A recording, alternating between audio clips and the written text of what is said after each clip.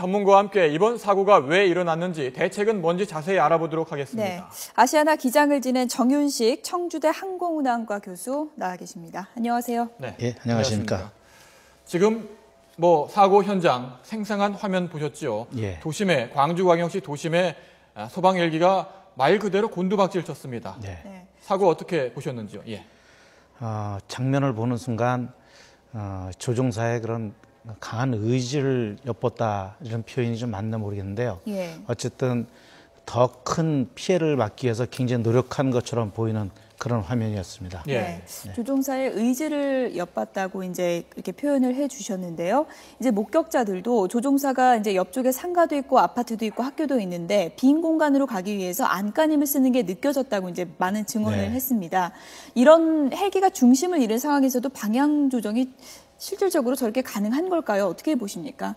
예, 이제 이런 상황 같으면은 주로 엔진이 정지했든지 예. 아니면은 우리 뒤에 후방 테일 로터가 고장이 났든지 하는 그런 상황에서 항공기를 강착을 시키게 되는데요. 예. 현재 만에 엔진이 고장 났다는 그 상황에서 오토 로테이션이라는 이제 착륙 절차, 강화 절차를 따르게 되어 있습니다. 예. 근데 이미 이 지역은 민가 지역이고 높은 건물이 있기 때문에 아마 조종사들이 그걸 시도하다가 착륙이 여의치 않고 또 높은 건물 등에 의해서 아마 이미 공중에서 많은 속도라든지 강화를 위한 그런 기회를 놓쳤을 것으로 판단이 됩니다. 예. 그래서 마지막으로 할 수 있는 방법이 기술을 숙여서 극강화시키는 상태에서 항공기를 증속을 시켜서 마지막 한 번의 기회를 더 강착을 시키는 방법이 있긴 하지만 물론 항공기는 많이 파손이 되겠지만요. 그러나 이 상황에서 학교라든지 건물 때문에 아마 조종사들이 그 마지막 순간에 조작을 포기한 게 아닌가 하는 그런 생각이 듭니다. 예, 80도 가까이 지금 화면을 보면은 80도 가까이 이렇게 아래로 수직으로 거의 수직에 가깝게 떨어지고 있지 않습니까? 그 이야기는 말씀하신 대로 조종사가 조종관을 끝까지 놓지 않고 있는 상황이라고 볼 수 있겠습니까?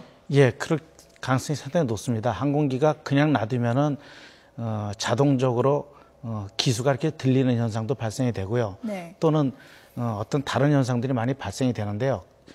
강화각을 그대로 유지하고 어느 한 지점으로 날아갔다는 것은 끝까지 그쪽 방향으로 조종을 했다 표현하는 게 적절한 것 같습니다. 네, 정확한 사고 원인을 이제 좀 더 조사를 해봐야겠지만요. 목격자들의 이제 증언들을 종합해서 여러 가지 좀 추론해 볼 수 있을 것 같은데요. 네. 그 중에 하나가 이제 프로펠러 소리가 정상적으로 들리지 않았다. 매우 비규칙적이었고 상당히 좀 컸다. 뭔가 깨끗하지 않았다. 이런 얘기들이 나오고 있습니다. 어떤 상황 때문에 이랬을까요? 예, 이제 헬기가 엔진이 정지한다든지 무슨 고장을 일으켜서 아까 말한 오토 로테이션 착륙을 하게 되면은 정상적으로 강화 중에 마지막 순간에 회전익 날개를 각도를 증가시키고 우리 페더링 시킨다 그러는데요.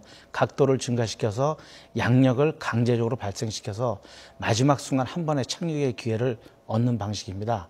그때 비정상적인 많은 다다다다 거리는 그런 소리가 들리게 돼 있습니다. 일반적인 헬리콥터 소리는 들을 수가 별로 없는 상황이죠.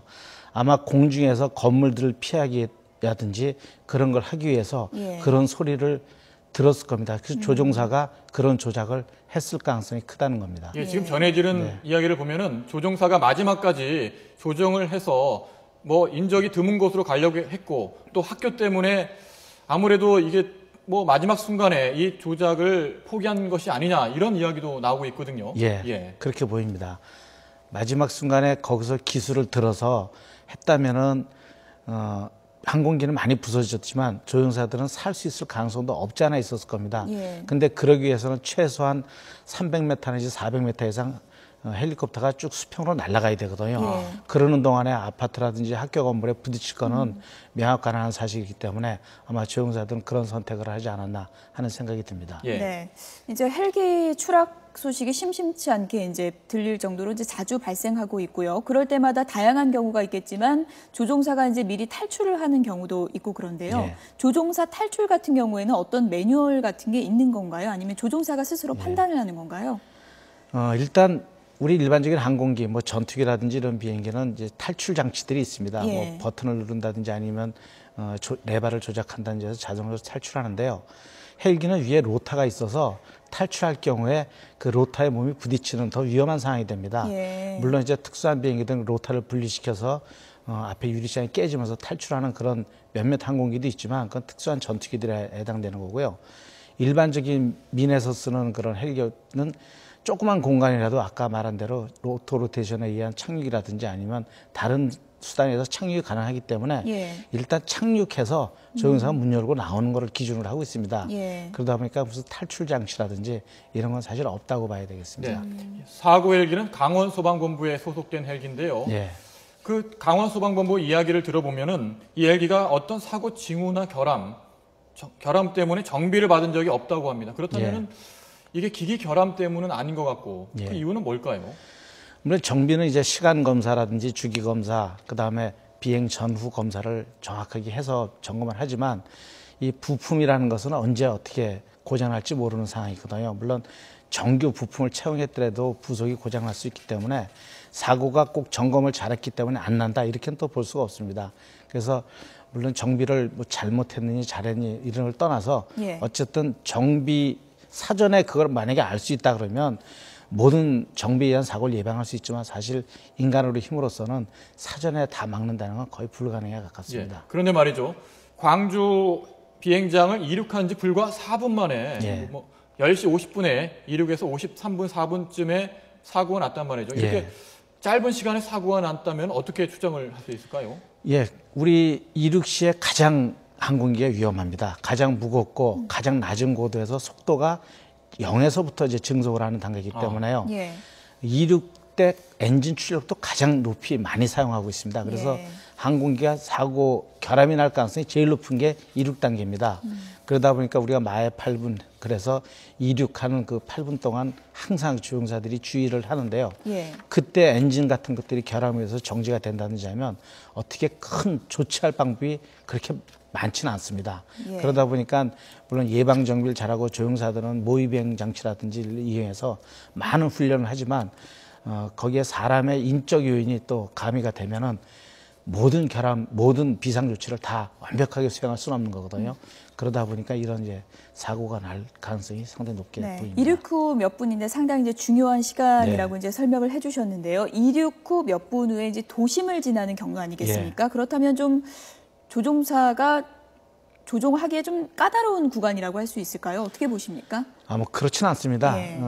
원래 광주공항 방향이 20도 방향으로 이제 직진 방향으로 되어 있습니다. 그래서 아마 비행장 방향대로 그대로 이제 아마 날씨가 나쁘기 때문에 계기 비행 절차를 아마 수행했을 것으로 판단이 됩니다. 그 계기 비행 절차에 의해서 그대로 수행하고 이 비행기는 뭐 우수한 비행기이기 때문에 아마 계기 비행이나 자동 비행하는데 전혀 문제 없는 항공기로 판단이 됩니다. 그래서 까다롭거나 하는 그런 상황은 아닐 것으로 판단이 됩니다. 사고 헬기 조종사가 인적이 드문 곳으로 최대한 피하려고 했다. 이렇게 많은 분들이 증언을 하고 있는데 매뉴얼이나 수칙에 이런 게 있습니까? 사고 때 도심을 지날 때 사고가 난다면은 이렇게 인적이 드문 곳으로 최대한 이동해야 된다. 이런 뭐 규칙이 있습니까? 그런 규칙을 떠나서 인간으로서의 그 행위이기 때문에요. 그 규칙 자체에서는 일반적으로 도심 상공에서는 최소한 장애물로부터, 그러니까 제일 높은 건물 고도로부터 뭐 1000피트 또는 2000피트로 회피해서 다녀야 된다 이런 내용은 있지만 이게 이륙 단계이기 때문에 이륙 단계라는 건 0에서부터 시작하는 거 아닙니까? 회피의 한계가 있거든요. 그래서 그걸 완벽하게 구현하기는 좀 어려울 상황입니다. 그 뭐 규칙도 규칙이지만 말씀하신 대로 뭐 최대한 이거를 피하려고 했던 조종사의 의지가 담긴 것이 아닌가 이렇게 볼 수 있는데 현장을 목격한 많은 분들이 그런 말씀을 하셨거든요. 저희들이 이 목격자들의 말씀을 앞 뉴스 시간에 뭐 전해드렸습니다만은 그 녹취가 준비돼 있어 한번 들어볼까요? 차량 그 창문을 열고 가고 있었는데 비가 오는 상황이었고요. 되게 그 안개가 좀 하늘에 이렇게 뿌옇다고 그러죠. 근데 헬기가 되게 낮게 날고 있었어요. 낮게 나는 도중에 꼭 뒤에 그 조종이 안 되는 것처럼 갑자기 낮게 날면서 추락하는 거를 봤거든요. 현장으로 가 보니까 한 파편이 한 50m 지점까지 이렇게 나와 있고 가가지고 보니까 버스 승강장 바로 한 10m 지점 언덕에 이렇게 떨어져 있더라고요. 그리고 폭발해가지고 이렇게 화재가 나가지고 있었고 이 헬기가 이렇게 추락을 하는데 그 아파트하고 그 학교 사이에 그 공간이 좀 있었거든요. 네네. 그러니까 그 부영 아파트 206동 사이죠. 그쪽으로 이렇게 빈 공간을 찾아서 네. 그쪽으로 이렇게 추락하는 게 이렇게 보였습니다. 저희 집 앞이랑 사이에 큰 공원이 하나 있어요. 공원이 있군요. 예. 조종사가 일부러 그 조금 더 안정하기 위해서 떨어졌다고 하면 그곳이 아니라 이곳에 떨어졌을지 않을까 저는 그렇게 생각을 하거든요. 여기가 충분히 넓기 때문에. 예. 네, 거기서 떨어진 건 이미 오작동이나 뭔가 문제가 있어서 떨어지지 않았을까 저는 생각이 듭니다. 굉장히 그 프로펠러 소리가 많이 컸고요. 컸습니다. 고장난 것처럼 소리가 좀 웅웅거렸거든요. 규칙적인 소리가 아니었거든요. 예. 그래서 저희 아파트 보면은 백이동 아파트 뒤에 저희 아파트 13동인데 백이동에서 그 아파트 대각선으로 가는 방향이었어요.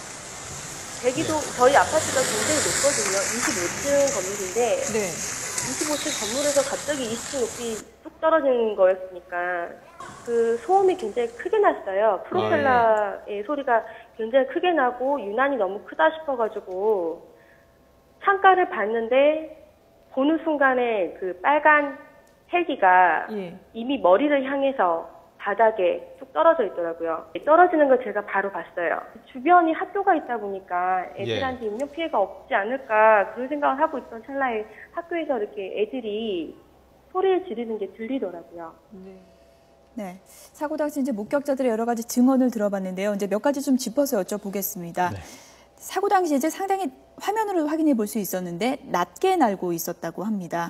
헬기가요. 그렇다면은 몇 분 후기 때문에 이륙 시부터 문제가 됐던 게 아니냐 이런 추정도 가능할 것 같은데요. 어떻게 볼 수 있을까요?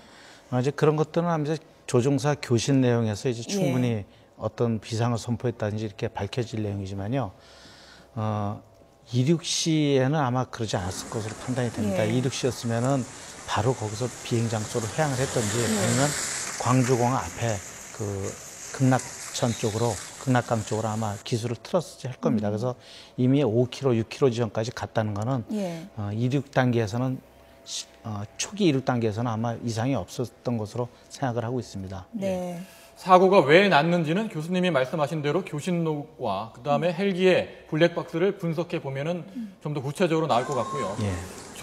사고 헬기의 조종사의 경력이 8년 7개월 정도 됐다고 합니다. 이 정도면 충분한 경력인가요? 어떻게 보십니까? 아마 제가 확인은 잘 못했는데요. 나이가 50이 넘으신 분이시거든요. 거기에 8년이 아마 군에서부터 비행을 계속 하셨던 분이 아닌가. 이 비행기, 그러니까 소방 헬기로 온 게 8년 정도, 그 전부터 아마 비행을 해서 굉장히 경력은 아마 오래된 것으로 판단이 됩니다. 베테랑, 그 강원도 소방본부도 조종사분들 그리고 소방사분들 베테랑이라고 말을 했습니다. 그러니까 그분들이 경험이 없어서 뭐 이런 사고가 난 걸 볼 수는 없고 뭐 기계 결함이라든지 또 날씨가 나빠서 날씨는 어떤 영향을 줄 수 있을까요? 날씨는 현재 그 당시의 기상으로서는 뭐 비행을 못하거나 할 그런 기상은 아닙니다. 아니기 때문에 지장은 맑은 날씨보다는 분명히 줬을 것은 확실하지만 현재 크게 주진 않았을 것으로 판단이 되는데요. 단지 이런 비상이 됐을 때 맑은 날씨보다 안개가 꼈다든지 높게 구름이 있다든지 하면은 항공기를 정확하게 조작하는데 좀 어려움은 분명히 느낄 겁니다. 그래서 아마 그런 문제 때문에 조종사가 자세 파악하고 하는데 조금 어려움은 느꼈을 것으로 판단이 됩니다. 네. 앞서서 이제 계기 비행 절차를 이제 따라서 이제 운항을 했기 때문에 이제 그렇게 되면은 조종사 시각에만 의존하는 게 아니고 이제 계기에 의존해서 가는 거 아니겠습니까? 이렇다면 보통은 안전성이 좀 높아진다고 이제 보는 시각이 많은 건데요.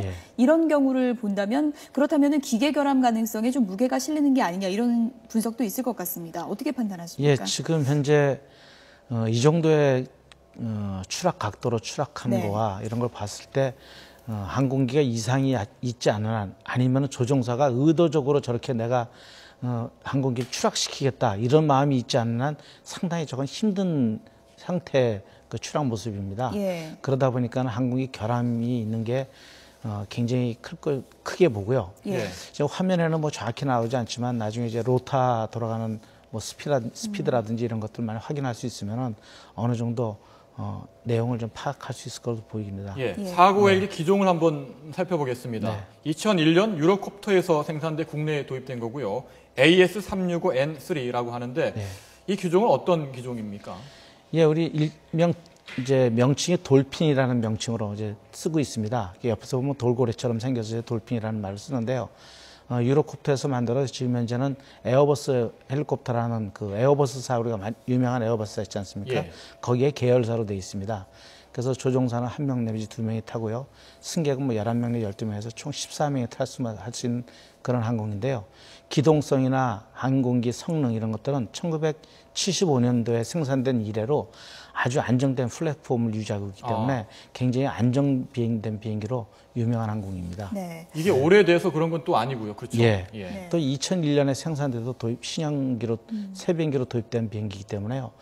항공기가 14년, 15년은 결코 오래된 비행기로 볼 수가 없습니다. 기종도 노후한 게 아니고 또 이제 조종사 경력도 충분했고요. 네. 그렇다면 이제 TV를 보는 시청자분들께서는 얼마 전에 또 아이파크와 헬기가 충돌하는 사고도 있지 않았습니까? 이렇게 도심이 특히 이제 고층 빌딩 위로 이제 헬기가 운항하는 것이 과연 지금 상태로 이제 안전하게 볼 수 있는가라는 의구심이 많이 들 수 있을 것 같습니다. 어떻게 생각하십니까? 그 이제 헬기 운항한다기보다도 항공기, 즉 그쪽에서 광주 지방에서 뜨는 민항기는 다 그쪽으로 또 이륙을 하게 되지 않습니까? 그래서 모든 항공기를 제한할 수는 없기 때문에요. 항공기의 안전도를 결국 증가시키는 건 정비를 잘하고 그다음에 항공기에 좋은 장비를 더 달고 조종사의 훈련, 비상 절차 훈련을 증가시키는 그런 방법밖에 없습니다. 아니면 공항을 뭐 폐쇄시키는 그런 방법밖에 더 이상 없는 내용이기 때문에요. 마지막 질문 드리겠습니다. 사고 원인을 밝히기 위해서는 조금 전에 말씀하셨듯이 헬기의 블랙박스를 좀 더 봐야 될 텐데 워낙 아래로 추락했기 때문에 강하게 충돌했기 때문에 아예 헬기에 블랙박스가 없을 수도 있다. 이런 말도 나오고 있거든요. 어떻게 보시는지요? 지금 그 말씀하신 대로 블랙박스가 장착이 안 됐을 가능성도 큽니다. 이제 민수형 헬기에는 간단한 데이터를 받을 수 있는 이제 QAR 장비 정도나 있는데 그 정도를 장착했지 블랙박스가 완벽하게 없을 가능성이 있고요. 또 현재 파손 상태로 봐서는 아마 회수가 안 될 가능성도 충분히 있을 것으로 보입니다. 그렇다면은 교신일지가 유일한 증거가 되는 건가요? 그런 거기서 무슨 어떤 비상을 선포했다든지 하는 그런 게 이제 가장 중요한 자료 같습니다. 참 안타까운 사고였는데요. 오늘 말씀 여기까지 듣도록 하겠습니다. 정윤식 청주대 항공운항과 교수였습니다. 오늘 좋은 말씀 감사합니다. 감사합니다.